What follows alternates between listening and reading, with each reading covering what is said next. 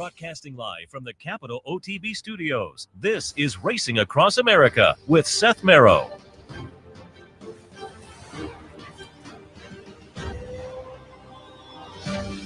Good morning and welcome to Racing Across America on this Saturday morning. Yet another big Saturday, as the previous two Saturdays have been blockbusters. This just adds to that and kind of puts the exclamation point with the major Derby preps wrapping up this week. There'll be with the Lexington still coming up for folks who maybe want to try to grab a few extra points. But these are the major races. So after this weekend, we will kind of have our idea of how the field is going to shape up and be able to take our look at which direction we may feel like going towards as far as Kentucky Derby and Kentucky Oaks, as well as these big days not only feature typically the 3-year-old boys, but the 3-year-old girls. Also, yesterday was 3-year-old girls at Keeneland. But Bluegrass, Wood Memorial, big day today, Keeneland, Aqueduct, and across the country.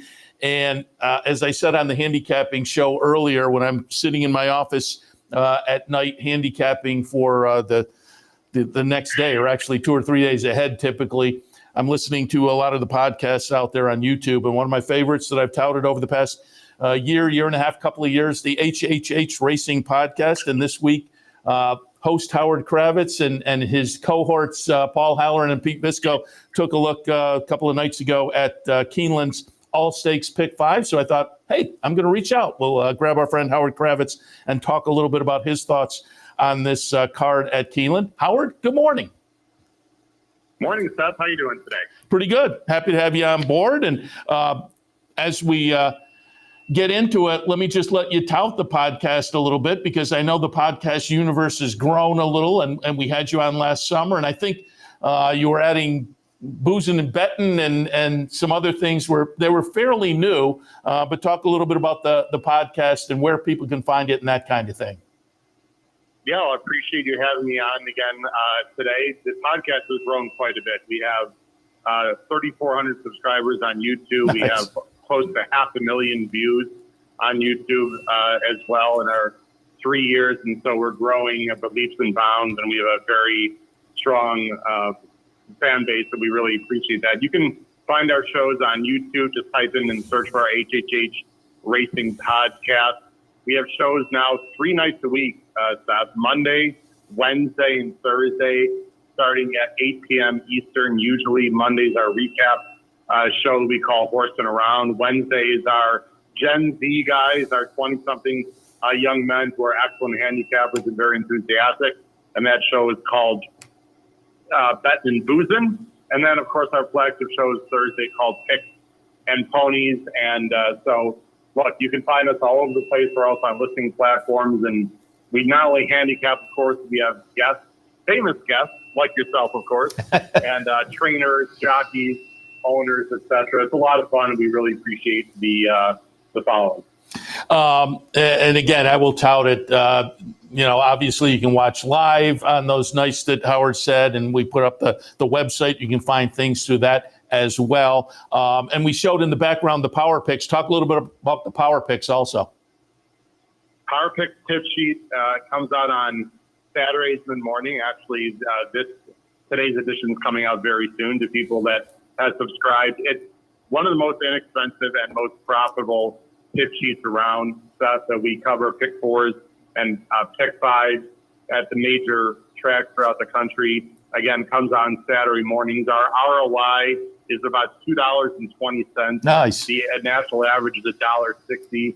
So we tip out a lot of winners. We also give out pick 5s, and it's been very successful. We've had it for over 3 years now, and I appreciate all the sponsorship and whatnot from Racing Across America and Capital TV as we advertised a little bit last year at Saratoga. Yeah, and we'll try to get you in the mix again this year as well. And I said your cohorts on the show, Paul Halloran, folks up here may be familiar with Paul. He does some work with the Saratoga Special. You have Pete Visco as well. And I think I pulled up a shot of a 4 screen because I would say Matt's like he's a semi-regular, right? Matt Miller? Yeah, he's sort of like our quasi co-host. He's like our OG that we, he's our Yoda when it comes to when it comes to betting, for sure. He's not the highest level self-proclaimed handicapper, but when it comes to money management, he's absolutely unbelievable. And he's got a book out actually coming out next month, so I'll tell you about that. But yeah, appreciate it. Pete and Pollard is fantastic. Brought them on full time, more than it's coming up on 2 years now, I believe, and they've been a great addition to the show, and they just do an excellent job, and they're very enthusiastic about horse racing, not only the handicapping, but the betting and the personal side of it as well. So I'm blessed with a great crew, Seth. And as you know, you can't do it without people behind the scenes. It's hard to do these podcasts and shows by yourself, and I'm just very fortunate to have found these guys. Yeah, I had fun last summer when we had you and Paul and Pete on, and then I had a separate interview with Matt. Matt is fascinating to talk to, as you say, on the betting side of things, his strategies and whatnot. I'm looking forward to the book. I know he was talking about it last summer, and I heard him talking about it with Bick, and I wanted to bring up, I mentioned when I was touting the show earlier today, I was going to have you on, and not only do you have the podcast, but you're a contest player, and you were at the NHC again this year. And I was sitting in here doing my afternoon handicapping show, but I had the Bic radio pulled up on my computer, and it's fascinating to listen to the NHC. And he always brings over a lot of the biggest players in the country, and he had you and Matt over, and a great job by you guys sitting in with Bic for a while. And I guess you missed the cut, right? But then you scored some money on the Second Chance Sunday contest, correct? Yeah, it was an unbelievable honor to be on Steve Bic's show. He's just a great guy. Actually, everyone this year qualified for what they called the Silver Sunday contest. So it was consolation in the sense that the prize money was much lower than the main, but actually everyone was able to just enter into that Silver Sunday contest. And I did not do very well the first 2 days in the main contest. I went very much price shopping and just couldn't collect. Got a lot of thirds, which is not going to work in this contest.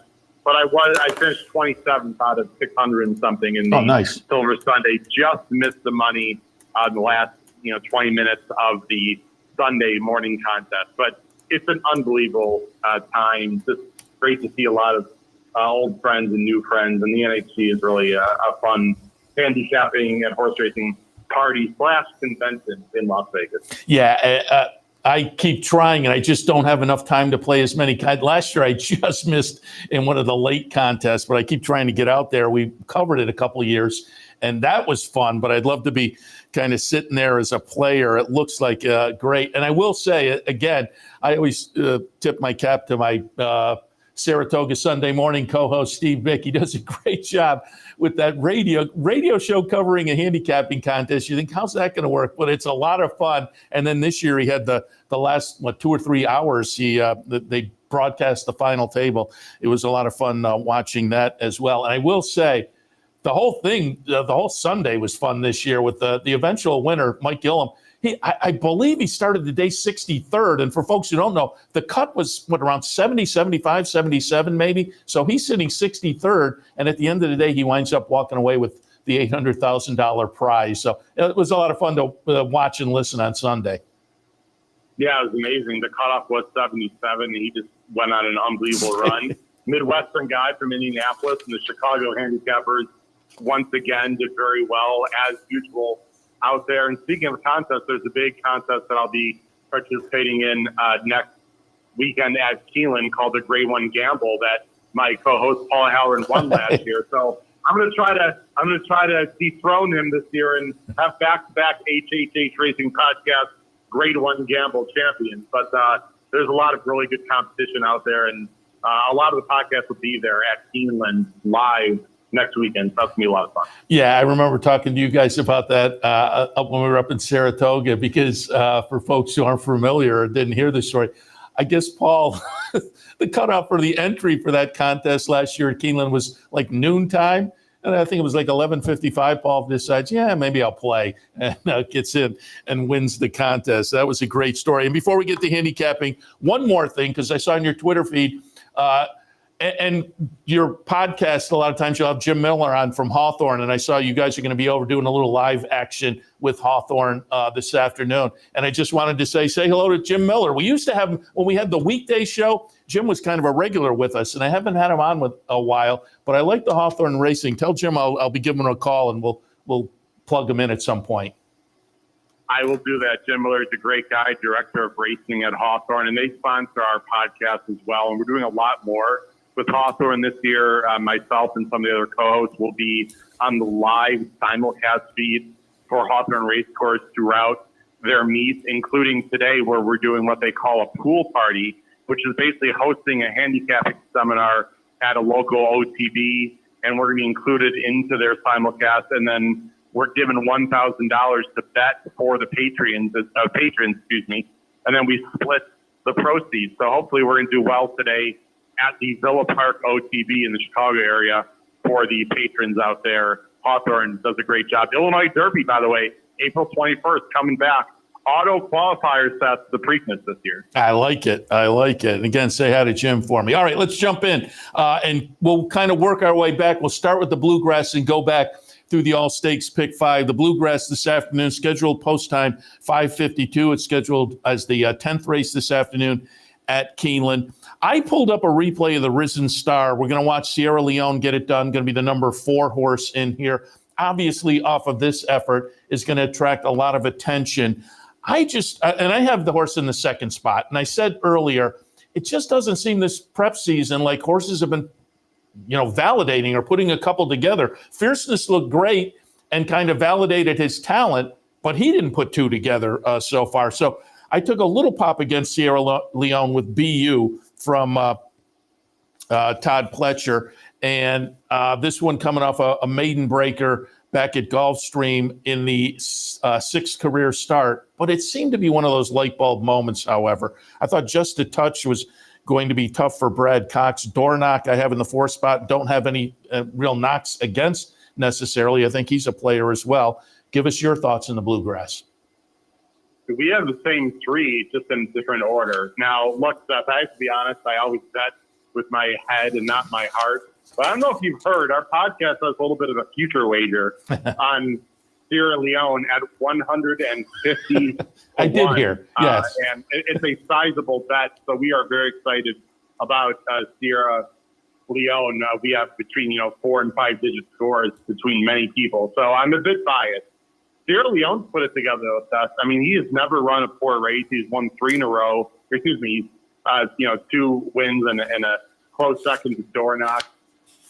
I think about this race is interesting is I don't see a lot of speed, and I keep looking over this race over and over, and I keep taking Chad's other on the rail, Top Connor. It's actually a bit interesting. I don't have him in the top 3. I went 10-6, but I'm feeling Top Connor from the rail is going to send. I think he's pretty good. I think Sierra Leone is clearly the horse to beat. He doesn't have to win this race. They're not going to empty the tank here, obviously. But, they want a grade 1 win. Yeah. And this is $1 million race. So for people to suggest that they're not going to, try as hard as they normally would or whatever, I think that's a little bit ridiculous. He's going to have to work out a trip, of course. But he's very good. His closing specials are awesome. He went by Catching Freedom, who came back and won in Flatter's form. So I think Sierra Leone definitely is the horse to beat here. But I agree with you with DU, Rapoli, Pletcher, and Irad. I have no idea where that last race came from because I was completely against him this afternoon. He actually knocked me out of the early pick 5 that day. 96 buyer. He's by Curlin out of the Congrats Mare. He's been working great at Palm Beach Downs. He figures to get a great trip, just like Irad gave yesterday in the Phillies, Ashland, which is unbelievable. I think he's going to get the same kind of trip on BU. I think BU is very dangerous. And I agree with you. I'm a little bit against Dornock because Gargan said they're going to try to take back a little bit. I don't know if rating is going to work well for him. And I said on the pod, last thing I'll say, I said on our live pod Thursday, selfishly, I hope Dornock doesn't run great after rating. And then the Derby, they're going to send him like a banshee to go after fierceness and set it up for our boy Sierra Leone. So I'm going 10-6. Just a Touch is definitely threat, but I think he'll be over bet for Cox and Drew. Yeah, it's certainly an interesting race, and I think you can kind of make cases in a few different directions in here. As I say, Just a Touch is interesting to me as well. That was a tough assignment in the Gotham. Still ran an okay second. Good money coming out of the I will ask you, because I've said it the past few weeks. I do not have a strong opinion of the Tampa Bay Derby. It was a nice win by Domestic Product, but it was kind of a funny race, and I'm not really that enthusiastic about the Tampa Bay Derby runners. Yeah, I agree with you. The whole day was weird, right? Yeah. We don't want to rehash what happened on this, but it was a slow pace. I actually like Domestic Product, I think, in the Derby underneath. I think he's interesting. But I agree with you. I don't like horses coming out of the Tampa Bay Derby. One other horse I think we should mention, though, is a horse that Pete and Paul, my wonderful co-hosts, like a little bit, which is Encino, the number 11 on the outside for Cox, Pratt, and Godolphin, of which Paul has a connection with the Cody Twish story. The Turfway horses have done well at Keeneland, and he's by Nyquist out of Bernardine-Mere. If he can take to the dirt, I think Encino is very interesting, but I do believe that he's going to be an underlay and bet way down from that 12-1. I think he could be as low as like 6-8-1 in this race. I had some check marks next to him, but I thought first time dirt and hung outside like that, I was a little bit dicey on Encino, but I agree. I wouldn't be shocked at all. All right, let's go one race earlier, the Shakertown, 5.5 furlongs scheduled on the turf. And again, I'm looking at my monitor on the wall here, and it looks like a nice sunny day at Keeneland. So hopefully things hold up as far as surface. I pulled up a replay of the Silks Run from March 9th at Gulfstream. Coppola, the number 5, is going to be the winner. The number 1, Panther Island, dead heats for second here. I'm going to look for those two to flip-flop. I'm putting Panther Island on top and Coppola in the second spot. Now, these aren't recent workouts, but you look at the workout lines underneath for Panther Island, there's a 44 and change workout for this horse. So, again, Panther Island, Coppola, Arzak in the mix for me off a Keeneland win last October. Sasua Summer for Bill Mott also in the mix for me. That said, I was watching your podcast where you and Paul and Pete were looking at things. I'm not sure anybody is as high on. Well, I will say you and Paul maybe don't seem as high on the Silks Run effort as I was. Pete, though, however, has Panther Island on top. But give me your thoughts in the Shakertown. Yeah, you're Pete's newest best friend. He likes Panther Island as well. Look, the Shakertown is always a great race every year. This race is completely wide open. And as I said on the podcast, I think handicappers need to make a decision. Do you want horses coming from Gulfstream who have been running, several times this winter against each other, but have been going 5 furlongs on a very firm turf course, or do you want horses that have been proven at 5.5 and 6 that maybe are coming off of layoffs and whatnot? I like the latter. There's such a huge difference between 5 at Gulfstream, where it's almost impossible to close, and 5.5 at Keeneland on a lush turf course that's got a little bit of give in it because they did have some rain earlier this week. I'm going with number 10, Our Shot, a horse you know well because he's raced Saratoga and New York several times for Terra Nova. He ran okay in his 5-year-old debut, but that was just a prep. And it sure looks like Terra Nova's pointing to this spot with the number 10, Our Shot. He's 10-1 morning line. It's Castellano. He can be close to the pace or sitting off. I do prefer outside posts going 5.5 at Keeneland because they won't get shuffled back on the inside and they can break and look to their left and make some decisions. So I'm not worried about the distance. He's run well at Keeneland before. I'm going with Our Shot, and then I'm going to go with Coppola, the number 11, in second, who just won that race that you saw at Gulfstream. But it looks like he is able to pass. And when you can pass at Gulfstream, you can pretty much pass anywhere. So I'm going 10.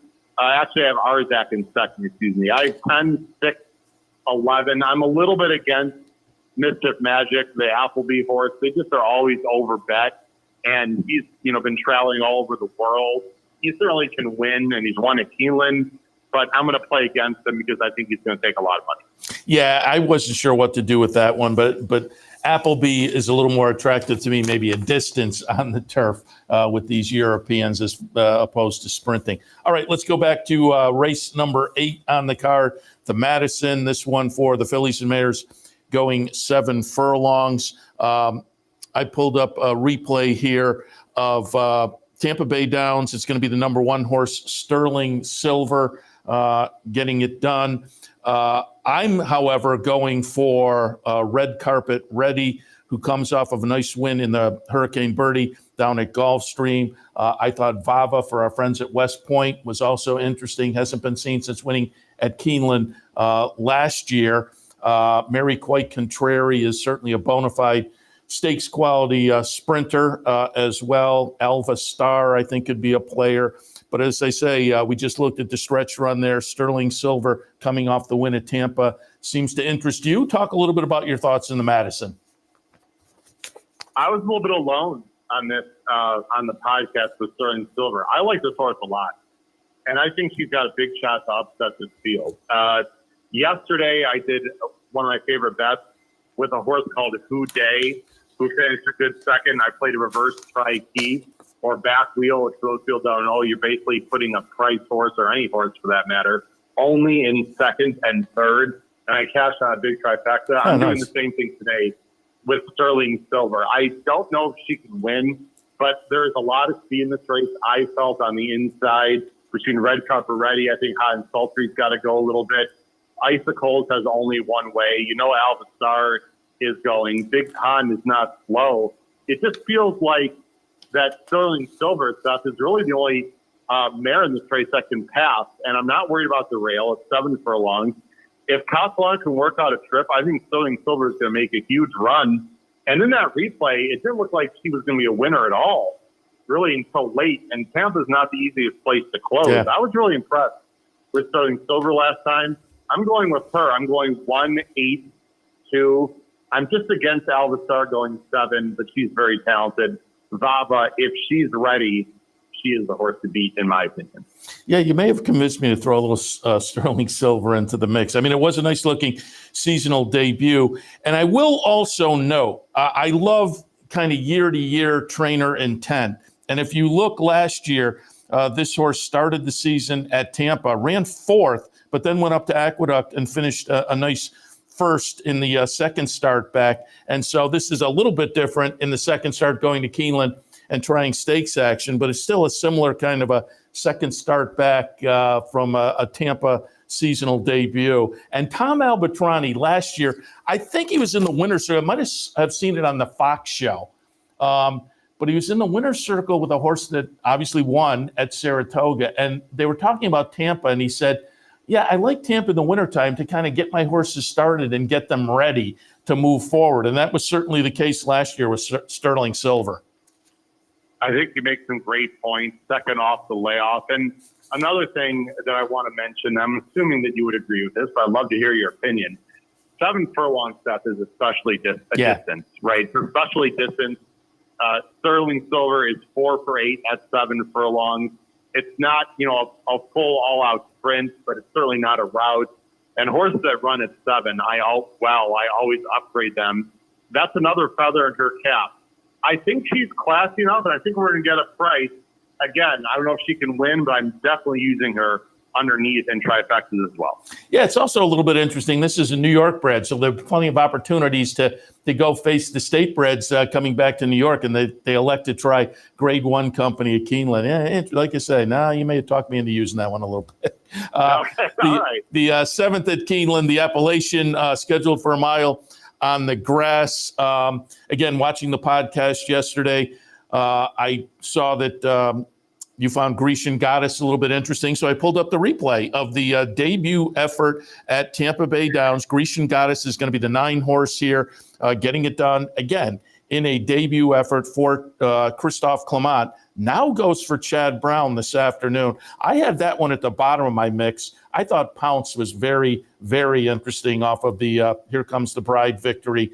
And really a career that's been nice so far. But the mile at Gulfstream last time, that was a nice come from behind victory for the Mark Casse runner. Austere attracts a little attention for Brendan Walsh, Tyler Gaffleone on board, and 10-1 on the morning line. Poolside Slim in my mix as well.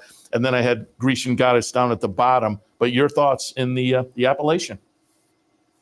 I thought this was a really interesting race, Yeah. and Pounce is the horse to beat. I thought Pounce was fantastic last time at Gulfstream.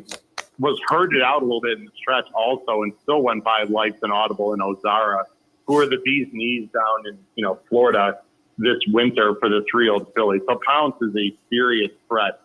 I just think Grecian Goddess. We saw the replay there.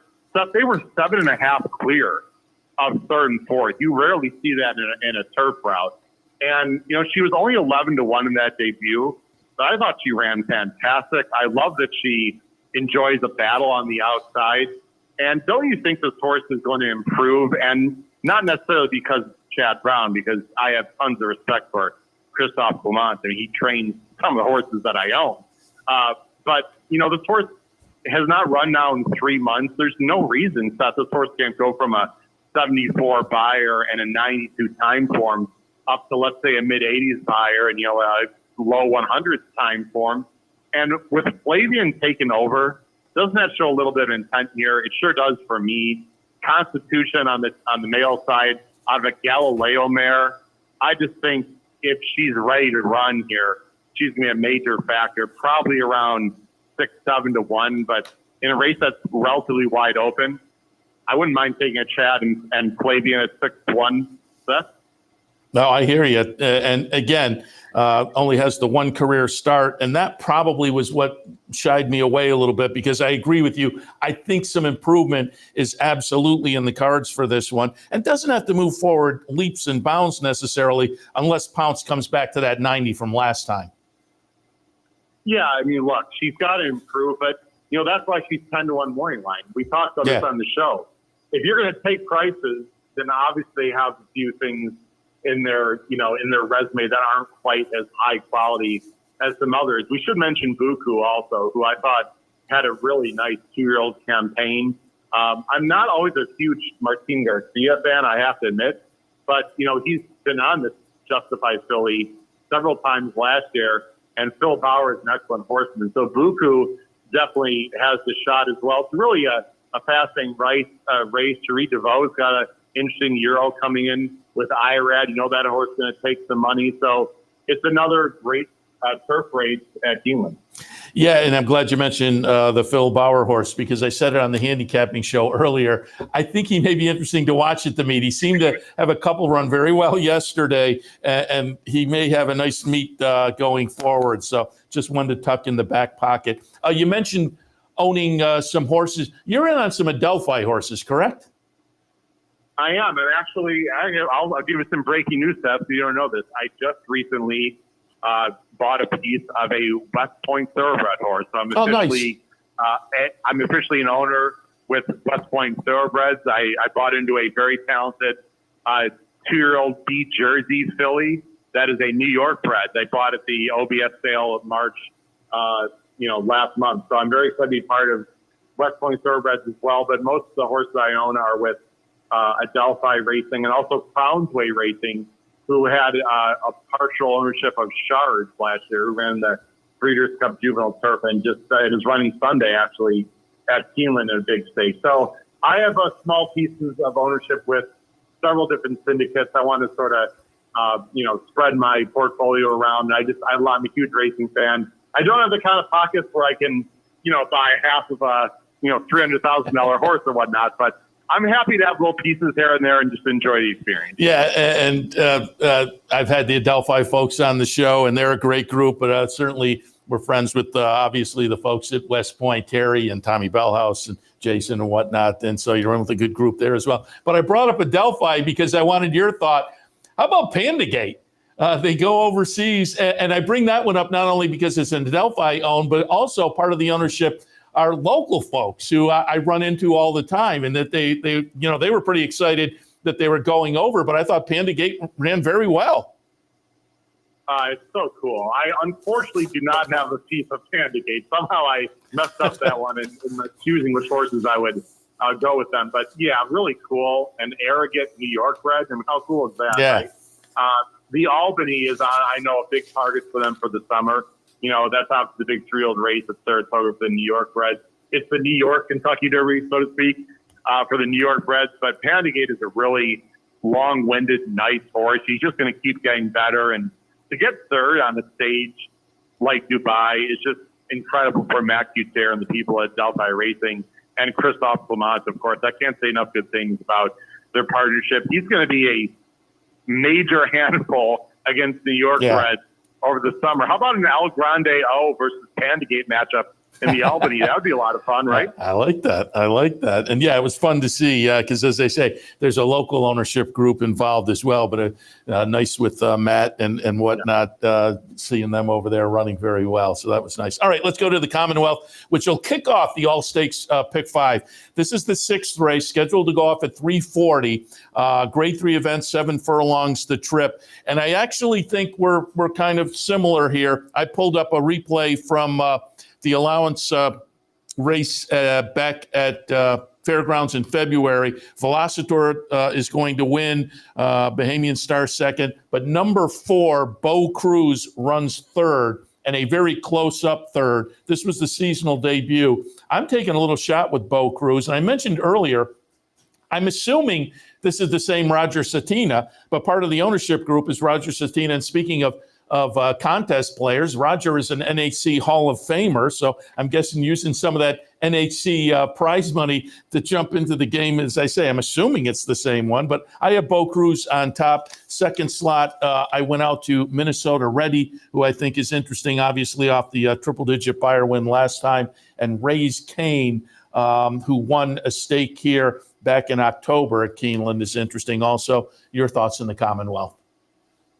Wow, we are simpatico here. I'm going 6-9-4. I think Bo Cruz is fascinating. And look, again, he's 12-1, and I don't always price shop, just to let people know we're not familiar with myself, the HHH Racing Podcast. I only price shop in races where I think it's valuable and a horse is interesting. And Bo Cruz, what did he do wrong last year? I mean, in general, he ran well. He finished third at Disarm and verifying the Matt win at Ellis, and I love turnback Seth. I have to admit, going from mile to 77 furlongs today is going to fit him like a glove.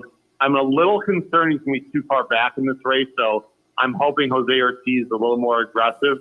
But, I mean, who are we really afraid of? Minnesota Ready's a nice horse, you know, but last time that big number was on the slop. I don't trust sloppy numbers necessarily. He's got the 9 hole. The number 4, Ray's Kane, is a nice horse, but he's not exactly a win machine. That's coming off a layoff.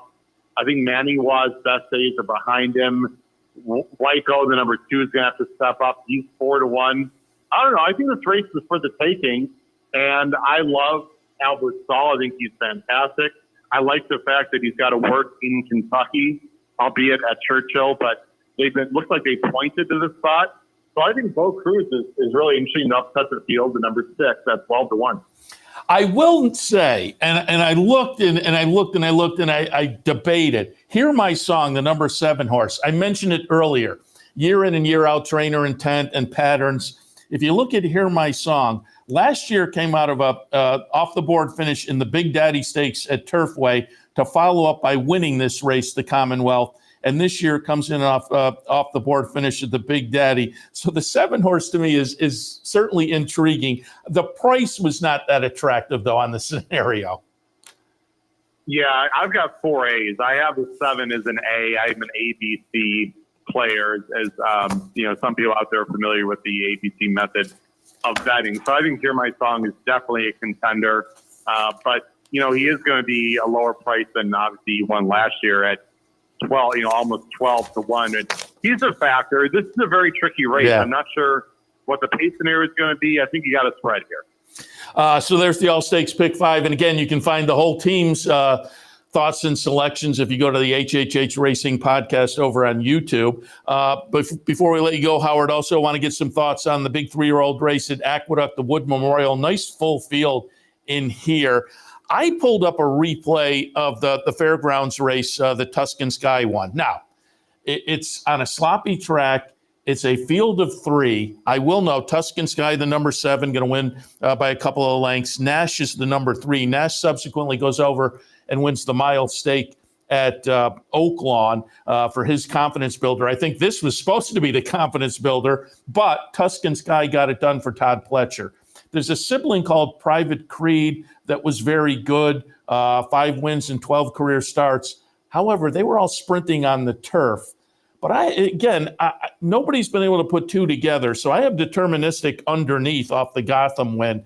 We'll see if he can put a couple together. But I'm going to take a little pop with Tuscan Sky over Deterministic. Protective for Todd Pletcher was also interesting to me. The aforementioned El Grande O, who just doesn't seem to miss hitting the board for Linda Rice. Resilience for Bill Mott, I think, can be a player. What are your thoughts in the Wood? This is a very interesting race, and I'll tell you what, Seth, if you have a big day, I'm going to have a big day because we are thinking very much alike today, which doesn't always happen. I think Tuscan Sky is very talented. I'll go as far as saying this.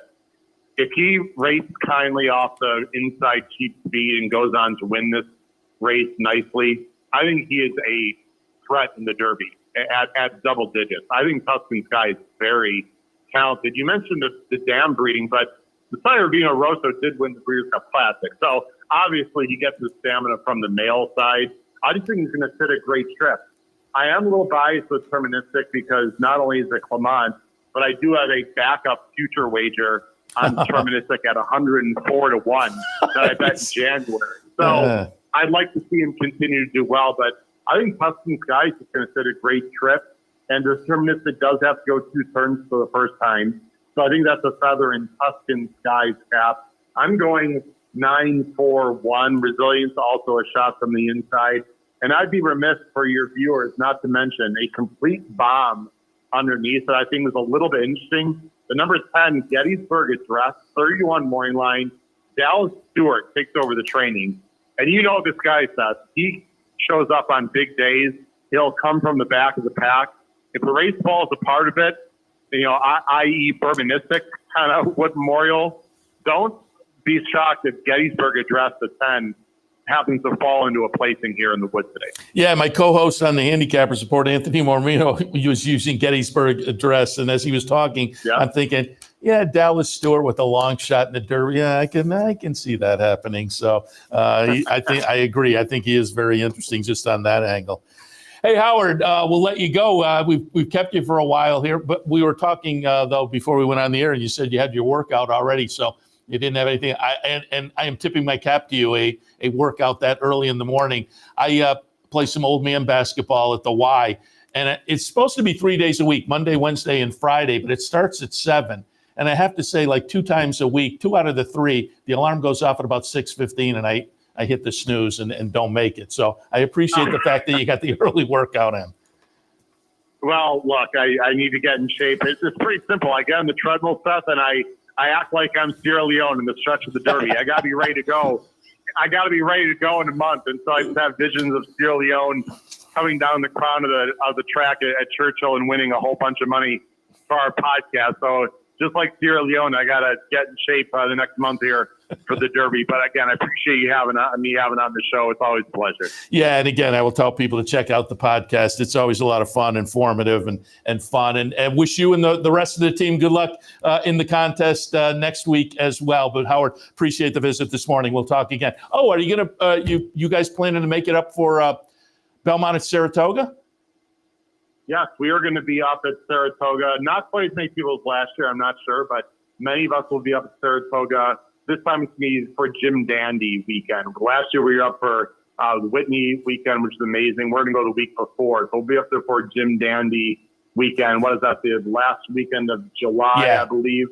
So we will be up there. I'll see you and hopefully have a chance to come on your show again there on the backstretch of Saratoga. It's always a lot of fun to clear court. Yeah, we'll figure that out as well. But Howard, again, appreciate it, and we'll talk in the future. Take care of yourself. Good luck today, everyone. Take care. Appreciate it. Haoward Kravets, again, the HHH Racing Podcast.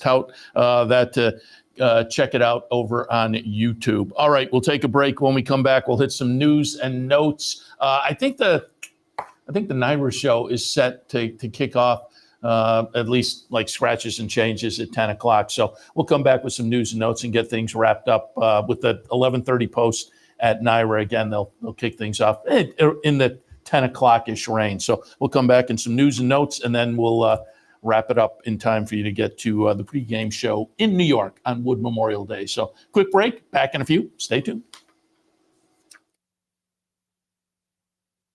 Haven't signed up for a Capital OTB account yet? Now's the time to take advantage of the sign-up bonus. Open up a new account with $200 or more, bet $400 by the end of the month, and receive a bonus $200 into your account. Plus, you can take advantage of everything an OTB account has to offer: wagering from any device, live streaming, racing info, past performances, online promotions, and more. Sign up today and take advantage of the new account bonus. Details at capitalotb.com.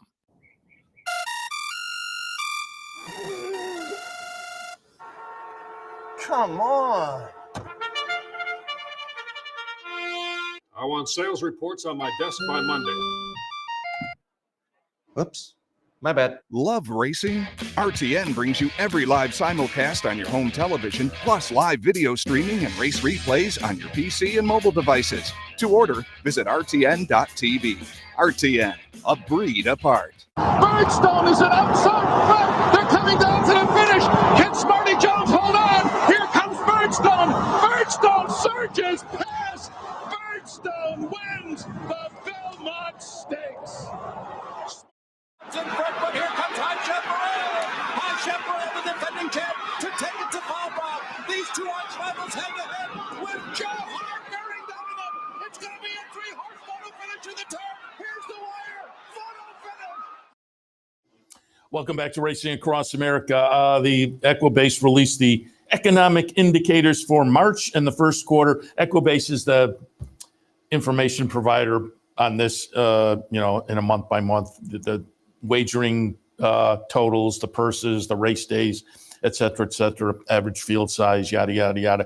I was kind of encouraged by the March results, which were positive on the wagering side of things. I thought weather-wise, the Tampa Bay Derby situation, I wondered, but it up incrementally, just in 0.99% wagering.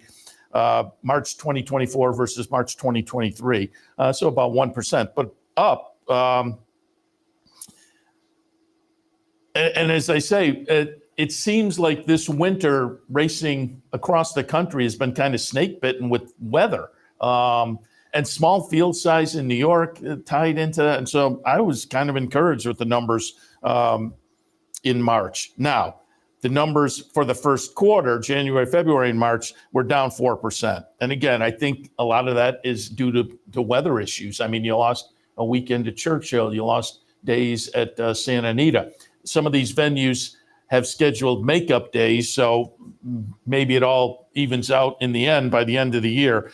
But I would think weather played a major role in the 4% decrease in wagering in the quarter. But as I say, I thought the March numbers were kind of encouraging because there was some weather issues and whatnot in March.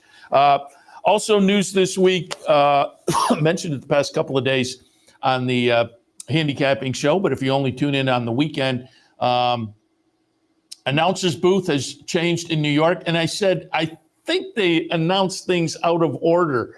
But it was two different racing venues. I'm surprised they didn't kind of coordinate. But it came out earlier in the week that Matt Dinnerman will be announcing at Monmouth. He is currently announcing at Oaklawn. He left Golden Gate. He did a great job down there. Young guy. We had him on the show a few weeks ago to talk about his experience at Oaklawn so far. And so he's got a nice circuit, Oaklawn and Monmouth.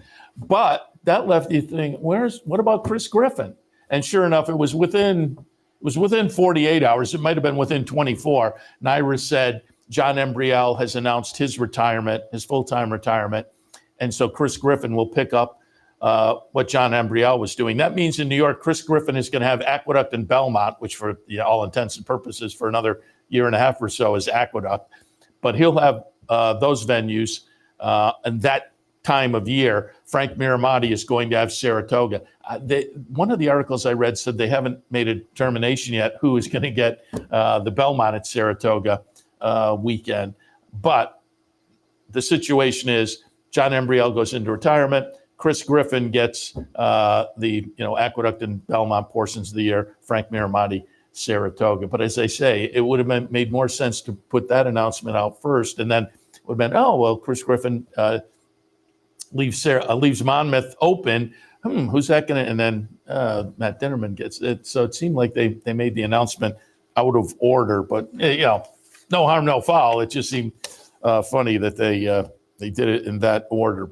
But the upshot is Matt Dinnerman, who doing a nice job down at Oaklawn, and as I say, young guy, enthusiastic guy, good for him, gets Monmouth, and Chris Griffin, who's been doing a nice job, the Aqueduct. And the situation in New York had been Chris Griffin, Aqueduct, John Embriel, Belmont, or what would be the Belmont season, Frank Miramati, Saratoga. So Chris Griffin now picks up those Belmont seasonal dates. And again, he's been doing a nice job in New York at Aqueduct.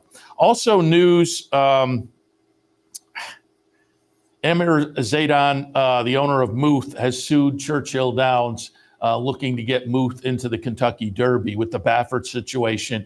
Baffert being banned again this year from the Kentucky Derby. They're looking for, I guess, an injunction to allow them to run. It seems to me like kind of a long shot. We'll see how that plays out. I mean, there's some moving pieces that if that went through, then other, people who are kind of on the bubble at that point would say, gee, we were planning because of it would be a mess, and it's already kind of a mess in some fashion, but just note that has been the situation. And I don't, for the legal system, I don't know how soon we can expect something to be decided there, but they are making a push to maybe get Muth into the Kentucky Derby. And speaking of Churchill Downs, the Baltimore Sun ran an article the other day that was very interesting. The situation with Laurel and Pimlico, we've had Frank Vespi on to talk a little bit about it over the past, really a couple of years, but over the past 6 months or so more as the Maryland situation has become kind of convoluted. But it seemed like things were kind of shaking out where the state was going to take over racing and take over Pimlico. Stronach Group was kind of going to allow that to happen. Laurel would go to the sidelines. They'd open up a new training facility, refurbish Pimlico, et cetera, et cetera. So it looked like, okay, that's where we're going. Things aren't firm there, but that seems to be the direction. And then the Baltimore Sun came out with an article this week that Churchill Downs has made an overture for Pimlico. And the article was a little bit nebulous in that I don't know whether anything sounded super concrete to me, but it was at least a interesting idea to see if that happens and throws another wrinkle into the whole process down in Maryland. So we'll keep our eyes on that as well. Finally, do want to alert you the final future pool for the Kentucky Derby is this weekend. It'll close, I think, at 6 o'clock tomorrow. That's typically when things close. And you're going to want to watch, obviously, what happens today, because I'll start out BU, who, again, I liked this afternoon. BU is currently at 91-1. BU runs well today. You're not going to get that 99-1. And that's just kind of a symbol of, he's a perfect example, because you're not going to get anywhere near that 91-1 should he run well this afternoon. So you're going to want to keep an eye on this afternoon's results and wait until tomorrow to maybe jump in. And again, you want decent odds. We're still, far enough away. Your horse has to make it to the starting gate. Catalytic, who ran well last week behind Fierceness. This one's interesting, and having run last week at 83-1, you'll probably get a price. Now, I liked Catalytic last week, and I thought he ran well. I'm not sure well enough that I want to jump in, but hey, a couple bucks at 83 to 1, who knows? Catching Freedom 13 to 1.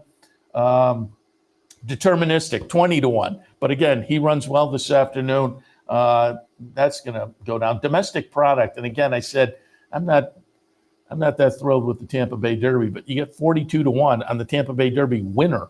Dornock at 12 to 1, but he runs today. El Grandeo 99 to 1. He runs today.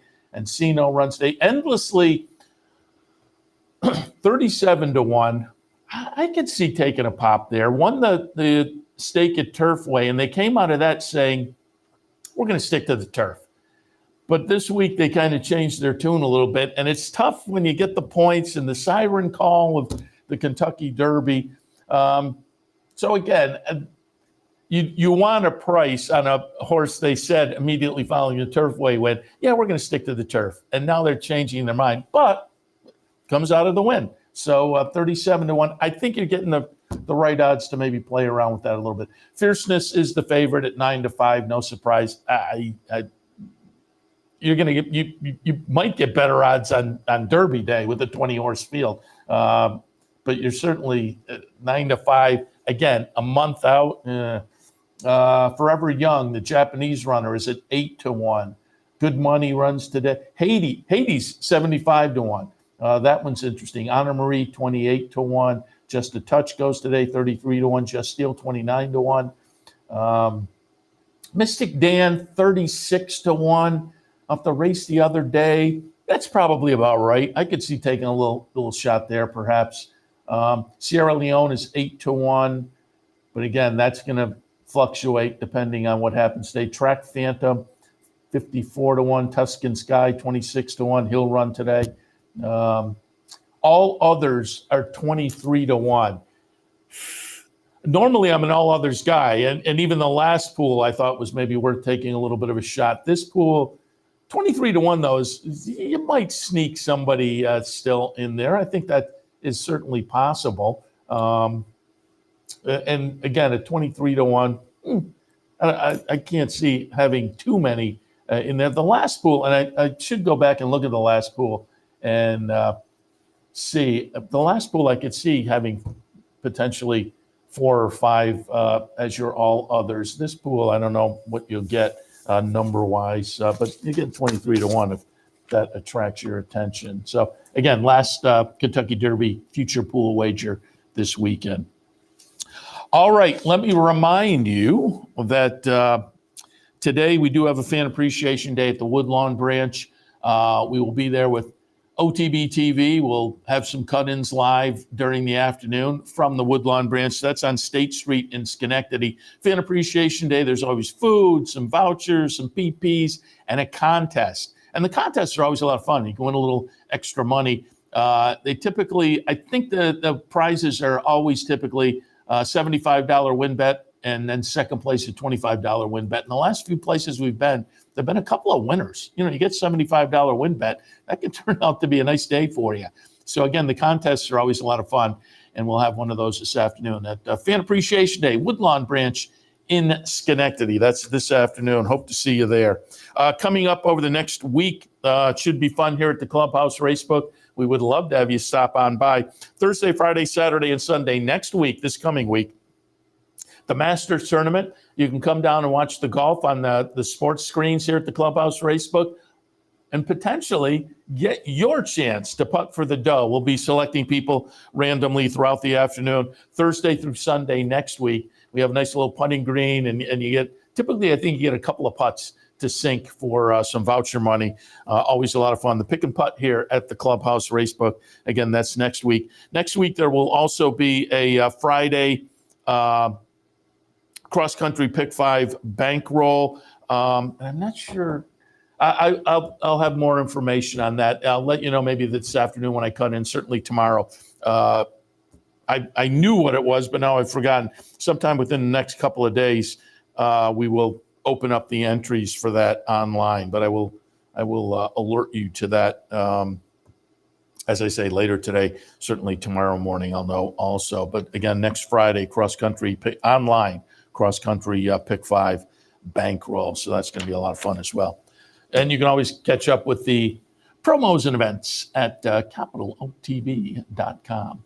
All right, I'm going to wrap it up for this edition of Racing Across America, the early bird edition, as it were. Our friend Haoward Kravets joined us from the HHH Racing Podcast. We took a look at that all-stakes Pick 5 down at Keeneland, but again, a great day of racing at Aqueduct as well with the Wood Memorial and Undercard Stakes. Really a big day of racing ahead. Looking forward to it. Putting the exclamation point on the Derby prep season after really 2 previous weeks of bang-up action at Oak Lawn and Fairgrounds, et cetera, et cetera, et cetera.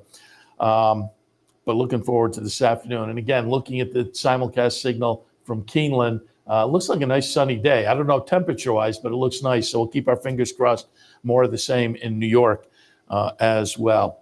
All right. I'm trying to think. With the 11:30 post, I may pop on here early here in the studio before I hop in the car and head to the Woodlawn branch. So you may see me in a little more than an hour or so to kind of just kick things off for the afternoon here in the studio before we head out for the Fan Appreciation Day. So I'll wrap it up. Racing Across America on this Saturday morning. Thanks for joining us. Hopefully we gave you some good information. And as I say, be back in a little less than an hour and a half or so to kind of kick things off on a Saturday morning into a Saturday afternoon with OTB Live. We'll see you then.